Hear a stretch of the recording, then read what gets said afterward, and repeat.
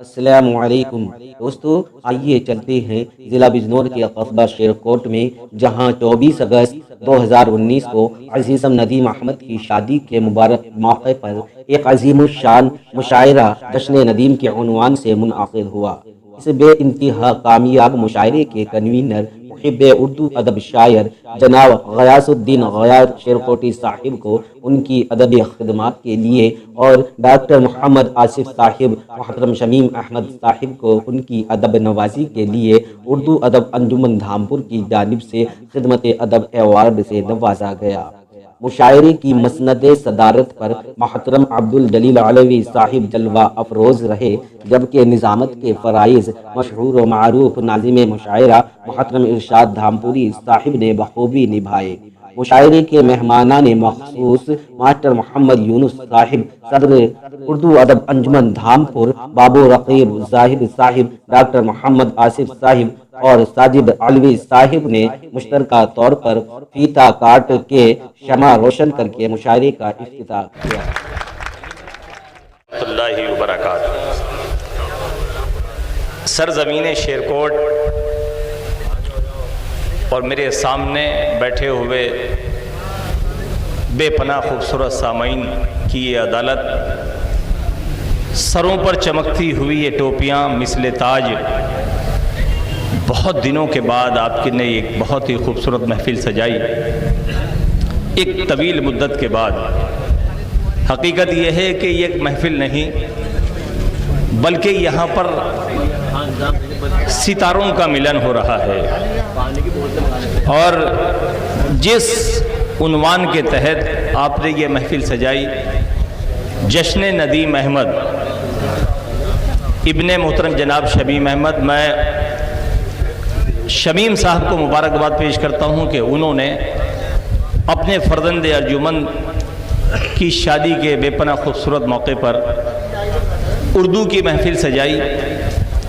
اس کے لیے وہ ان کے تمام اہل خانہ، حافظ غیاث صاحب اور تمام ان کے جو ہمراہ اراکین کمیٹی، تمام ساتھی، ہر وہ فرد جو آج کی اس خوبصورت محفل کو سجانے میں شامل ہے، میں اپنی طرف سے تمام شعراء کرام کی جانب سے دل کی گہرائیوں کے ساتھ ان تمام لوگوں کو اس لیے مبارکباد پیش کرتا ہوں کہ اب جب چھوٹے چھوٹے ہمارے یہ نونہال بچے اردو سے دور ہوتے چلے جا رہے ہیں اور ان کے کاندھوں پر بہت بڑے بڑے بیگ، وزنی بیگ لاد دیے گئے ہیں دوسری بھاشاؤں کے، ایسے میں اگر شمیم صاحب نے آج کی یہ خوبصورت محفل سجائی تو شاید میں سمجھتا ہوں کہ میرے پاس الفاظ نہیں کہ کن الفاظ میں ان کا شکریہ ادا کی جائے۔ کم سے کم زوردار تالیاں ضرور ان کے لیے ہو جانی چاہیے۔ میں سامنے دیکھ رہا ہوں کہ آج کی اس محفل میں بہت سارے نوجوان بھی تشریف لائے ہیں، بہت چھوٹے چھوٹے بچے بھی ہیں۔ جی، یہ چھوٹے چھوٹے بچے اگر آئے ہیں تو یہ بھی اردو کی محبت میں آئے ہیں اور مثل پروانہ، اردو کے پروانوں کی طرح یہاں اس محفل میں بیٹھے ہیں۔ خدا کرے ان کے دلوں میں اردو کی محبت اتر جائے اور یہ اردو کے چاہنے والے بن جائیں، اردو کے سیکھنے والے بن جائیں، اردو کے پڑھنے والے بن جائیں، کیونکہ منظر ابرار منظر ہلدوانوی نے کہا تھا کہ اے غریبوں ہاتھ مت پھیلانا کسی کے سامنے، اے غریبوں ہاتھ مت پھیلانا کسی کے سامنے، ذمہ داری یہ امیروں کی ہے بھوکا کون ہے، ذمہ داری یہ امیروں کی ہے بھوکا کون ہے، ایک کو اردو سکھاؤ ایک کو آئی ڈونٹ نو، ایک کو اردو سکھاؤ ایک کو آئی ڈونٹ نو، پھر یہ دیکھو دونوں بچوں میں بگڑتا کون ہے، پھر یہ دیکھو دونوں بچوں میں بگڑتا کون ہے۔ خدا کی قسم، پوری دنیا میں اگر سب سے زیادہ شیریں زبان کوئی ہے تو وہ اردو ہے۔ اردو محبتوں کا پیغام ہے، اردو دلوں کو جوڑنے کا کام کرتی ہے، اردو وفاداری سکھاتی ہے، اردو حب الوطنی سکھاتی ہے، اردو اپنے دیش سے محبت کرنے کا پیغام دیتی ہے، اردو جو ایک دوسرے سے بچھڑے ہوئے ہوتے ہیں ان کو قریب لانے کا کام کرتی ہے۔ اور یہ قبیلہ شعراء جو اس وقت یہاں موجود ہے، ان کی نظر تاریخ پر بھی ہوتی ہے، معاشرے پر بھی ہوتی ہے، اور جو جو کام ہوتا رہتا ہے ہر اس کام پر ہوتی ہے جو معاشرے میں ہوتا رہتا ہے، جو سیاست میں ہوتا رہتا ہے۔ ایک وقت تھا کہ جب غزل صرف لب و رخسار تک سمٹ کر رہ گئی تھی، جب شاعری ہوتی تھی تو اس میں لب و رخسار کا ذکر آتا تھا، پھولوں کا ذکر آتا تھا، محبوب کا ذکر ہوتا تھا، لیکن آج شاعری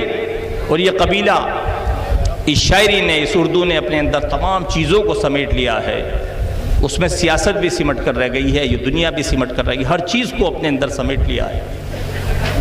ایک وقت تھا تو شاعر یوں شعر کہتا تھا کہ ذرا ان کی شوخی تو دیکھیے لیے زلف خم شدہ ہاتھ میں، ذرا ان کی شوخی تو دیکھیے لیے زلف خم شدہ ہاتھ میں، میرے پیچھے آئے دبے دبے مجھے سانپ کہہ کے ڈرا دیا، میرے پیچھے آئے دبے دبے مجھے سانپ کہہ کے ڈرا دیا۔ پھر کسی شاعر نے یوں شعر کہا کہ اچھی تو بہت لگتی ہیں یہ جھیل سی آنکھیں، اچھی تو بہت لگتی ہیں یہ جھیل سی آنکھیں، ڈر اس لیے لگتا ہے کہ گہرائی بہت ہے، ڈر اس لیے لگتا ہے کہ گہرائی بہت ہے۔ عتیق الرحمن ماہر سواروی تک آتے آتے غزل نے کیا روپ لیا۔ ماہر صاحب نے کہا کہ لب و رخسار کا ماہر غزل میں تبصرہ کب تک، لب و رخسار کا ماہر غزل میں تبصرہ کب تک، کسی کے سرد چولہے پر بھی تھوڑی گفتگو کر لیں۔ تو شاعری اب چولہے تک آ گئی ہے، اور آج انشاءاللہ مجھے بڑی خوشی ہے